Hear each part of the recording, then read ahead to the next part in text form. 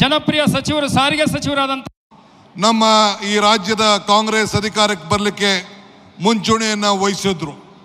ಇವತ್ತು ಅವರು ಬಂದು ಈ ಒಂದು ಐತಿಹಾಸಿಕ ಕಾರ್ಯಕ್ರಮಕ್ಕೆ ಬಂದು ಅಧ್ಯಕ್ಷತೆಯನ್ನು ವಹಿಸಿದ್ದಾರೆ. ನಿಮ್ಮೆಲ್ಲರ ಪರವಾಗಿ ಮಲ್ಲಿಕಾರ್ಜುನ್ ಖರ್ಗೆ ಸಾಹೇಬರಿಗೆ ನಾನು ತುಂಬ ಹೃದಯದ ಸ್ವಾಗತವನ್ನು ಈ ಸಂದರ್ಭದಲ್ಲಿ ನಾನು ಬಯಸ್ತಾ ಇದ್ದೇನೆ.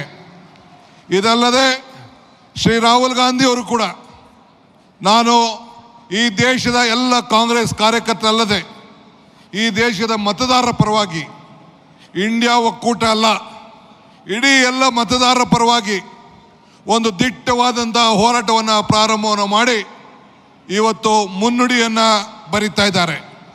ಅದಕ್ಕೆ ಶ್ರೀ ರಾಹುಲ್ ಗಾಂಧಿ ಅವರಿಗೆ, Rahul ji, on behalf of the country and all the voters of this country for having a great enlightenment to us and the country, I welcome you on behalf of the Karnataka Pradesh Congress Committee for you. ಇದಲ್ಲದೆ ಇವತ್ತು ನಾವು ನಮ್ಮ AICCಯ general ಸೆಕ್ರೆಟರಿಗಳು ಇದ್ದಾರೆ. ನಮ್ಮ ವೇಣುಗೋಪಾಲ್ ಅವರು, ನಮ್ಮ ರಾಜ್ಯವನ್ನು ಅರ್ಥಂತವರು, ಅವರು ಕೂಡ ಬಂದಿದ್ದಾರೆ. I welcome Shri Venugopal for this great event. Apart from that, ಇವತ್ತು ನಮ್ಮ ರಾಜ್ಯದ ಮುಖ್ಯಮಂತ್ರಿಗಳಂತ ಸಿದ್ದರಾಮಯ್ಯ ಸಾಹೇಬರು ಅವರು ಕೂಡ ಬಂದು ತಮ್ಮನ್ನು ಉದ್ದೇಶಿಸಿ ಈ ಒಂದು ಮತದಲ್ಲಿ ಆಗಿರೋಂಥ ಅವ್ಯವಹಾರದ ಬಗ್ಗೆ ತಮ್ಮ ಹತ್ರ ಅನೇಕ ವಿಚಾರಗಳನ್ನು ಹಂಚಿಕೊಂಡಿದ್ದಾರೆ.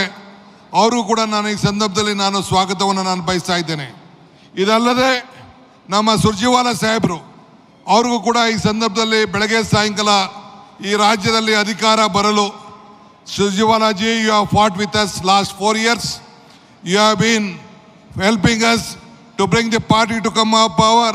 So I welcome you on behalf of the Karnataka Pradesh Congress Committee, sir.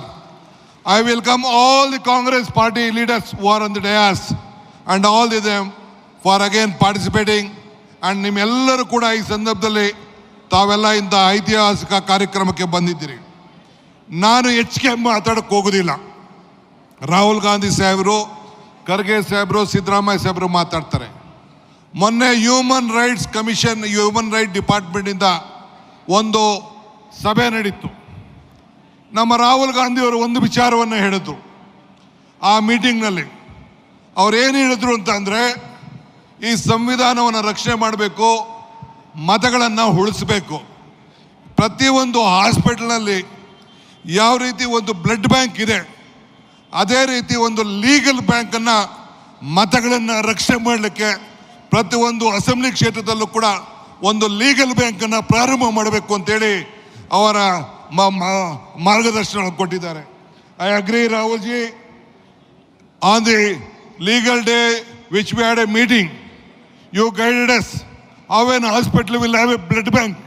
On the same issue, you should have a legal bank to protect the voters and the constitution of this country. So I am giving a call, as you rightly said, to all our party cadres that every assembly segment should have a legal bank so that you protect the constitution and enlighten the voters.